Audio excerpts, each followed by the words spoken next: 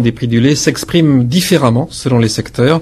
Dans l'Indre, un producteur de lait fait grève. Il est le seul sur les 333 que compte le département. Reportage de Patrick Capé.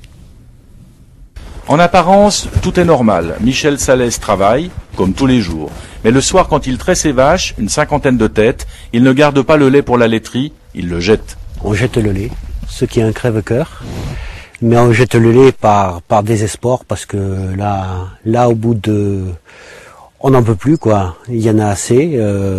Toujours notre lait est payé beaucoup moins qu'il y a 20 ans. Donc il faut qu'on arrive à vivre nous aussi, tout travail mérite salaire, et il faut que le nôtre ait un salaire aussi, et qu'on s'en rende compte, on fait partie d'une société, donc il faut qu'on soit considéré au même titre que les autres intervenants de la société. On a eu une année 2007 qui a été très correcte, qui nous permet justement de tenir. Le seul problème, c'est qu'au prix qu'on nous annonce, aujourd'hui, les industriels nous annoncent que le prix est encore 20% trop cher. Alors qu'on a un prix du lait aujourd'hui qui est à 270 € tonne, et que les chambres d'agriculture estiment le prix de revient du litre de lait entre 315 et 320 €. Donc cherchez l'erreur. Cherchez l'erreur. Michel Salès a choisi de devenir agriculteur il y a 23 ans. Il est parti de son Aveyron natal pour s'installer dans l'Indre, là où les terres étaient plus accessibles.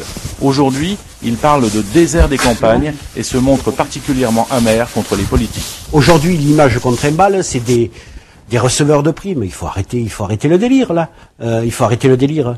Moi, je travaille pas 210 jours par an. Hein. Dans les syndicats, aujourd'hui, il y a beaucoup trop de partisans. Et on n'arrive pas à fédérer, donc moi je m'y reconnais pas pour ça.